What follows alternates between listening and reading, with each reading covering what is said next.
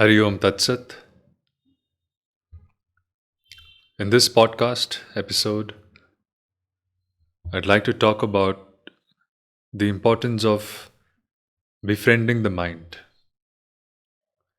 This is a teaching of Sri Swami Satyananda Saraswati ji, and he always laid emphasis on this aspect of not fighting with the mind because he realized the nature of the mind, he realized the times we're living in.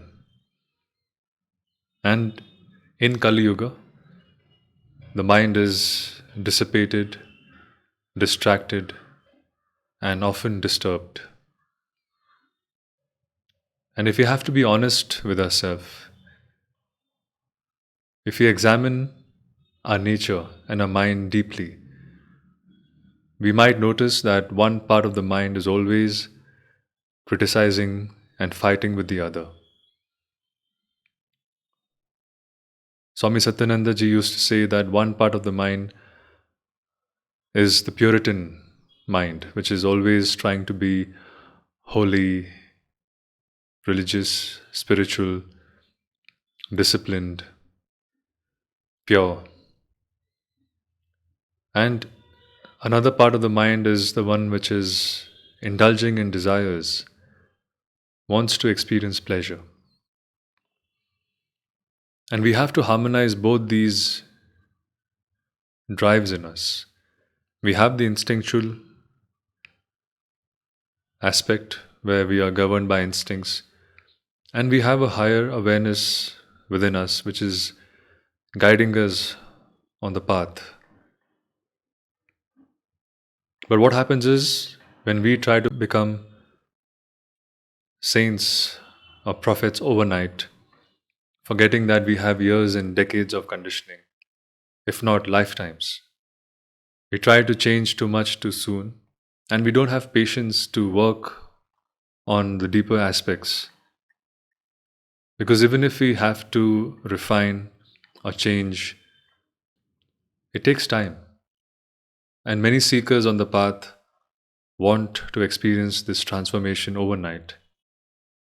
Everyone wants to experience sattva guna, restraint, consistent discipline, and more sublime emotions overnight. But the reality is, this takes time, and that's why the spiritual path is compared to being as sharp as the razor's edge. This is not an easy path, it's not for the faint hearted, and this requires true courage for us to walk the path with honesty and sincerity. And the best antidote to not fighting the mind, because we often hear about this teaching of controlling the mind. But rather, if we control the mind goes into the opposite aspect of rebellion, indulgence. And when we are truly authentic in our self perception, we begin to acknowledge that yes, we do have certain limitations that we have accumulated over the years. We're also born with a few traits, and that's what the whole journey is about.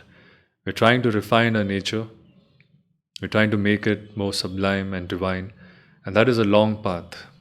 So, the first virtue to cultivate is patience. Patience with ourselves, patience to work on the mind.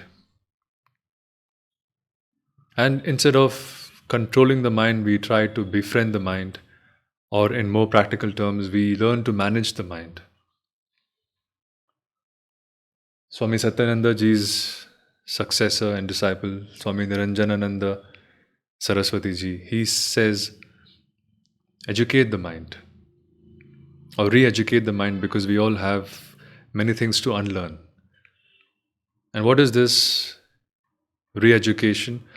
Where we learn to understand our limitations, we learn to observe the patterns of the mind, we understand how deep rooted they are, and then over time, we train the mind by moving in the right direction, step by step, gradually, slowly but surely. If you try to make too many changes overnight, changes in habits, nutrition, lifestyle, sadhana, practice, philosophy, mindset, it's too much for the mind to consolidate. And we know the process of crystallization where it takes time to crystallize, which means we have to keep making the effort day in and day out. But we have to be very discerning and practical about where do we channel the effort. Swami Niranjanji gives the example of how he trained his mind to wake up from 6 a.m. and he cut short 10 minutes every week.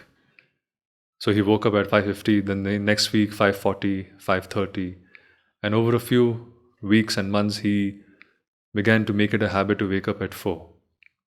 Because like most of us, even he tried to wake up by sheer force and external motivation overnight from 6 to 4 a.m. And that doesn't sustain. That motivation always fizzles out because we're not working on samskaras. And that's why it's important to understand the mind, to befriend the mind, because the mind is a bundle of samskaras, vasanas, and so many latent impressions that we're not even aware of. In the Bhagavad Gita, it is mentioned that the mind can be the greatest enemy or the best friend. It all depends on how we approach the mind. And the teaching and reminder in this episode is to learn to befriend the mind, which means that we have to harmonize the different aspects of ourselves.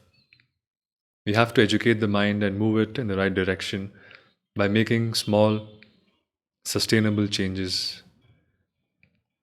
And we also have to cultivate understanding. So we befriend the mind, we don't fight with it. Secondly, we learn to manage the mind. And how do we do it? We have to cultivate understanding. Because Swami Niranjanji also says that the highest virtue in life or the highest quality is understanding. Without understanding, even peace, compassion, and kindness have no meaning. And how can we cultivate this understanding? One way is to enhance awareness. Every practice that we undertake in yoga is aimed at increasing awareness. And when we increase our awareness in day to day life, which means even the most mundane and mechanical activity and chore can be a gateway to enhancing awareness. And that is the premise of Karma Yoga, where we do every action with total awareness, aiming for excellence, but not fixating too much on the outcome or result. And that frees the mind of so much of pent up energy about worry, anxiety, thinking about the future. So, one aspect is Karma Yoga to work out and channelize the karmas in the healthy direction, but also to make the mind more present, aware, and one pointed. And this awareness of different situations in daily living will also enhance the awareness and understanding. We understand ourselves better when we work in a collaborative environment, we understand other humans better. We begin to understand the laws of nature, the purpose of life, and we have to cultivate this understanding. The other aspect is we also have to start with the body first. It is true that mind over matter is a very important principle. As we think, so we become. But we also have to acknowledge that in the present times, it's very difficult to influence things with the mind only. The mind and body are connected very closely. And just like how, as we think, so we become, in the same way, what we feed the body, how we move the body, how we sleep, they impact the mind. Our emotions impact the mind. The environment we live in impacts the mind. So treat the mind like a dear friend, give it respect with understanding, patience, and you'll see that the mind supports us in so many aspects of life. Swami Satyananda ji also said that the heaviest suffering and the highest bliss both come from the mind. And he also said, there is no peace in the Himalayas, there is no noise in the world, both are within us. And in our own example, in daily life, we can see that Some days we wake up with a great mood and nothing affects us on the outside. And some days when we are not feeling good within, even the most trivial exchange or experience will affect us. So let us acknowledge that the mind is very important on the path of spiritual evolution. And we have to make friends with it, we have to learn to manage it, and we have to treat the mind like a child. The more we try to slap the child will do the opposite. The child becomes neurotic and weak. Hence, we have to learn to appreciate the mind, acknowledge it, make friends with it, and ultimately understand it. I hope this perspective was helpful. Until the next episode, wishing you a peaceful day ahead.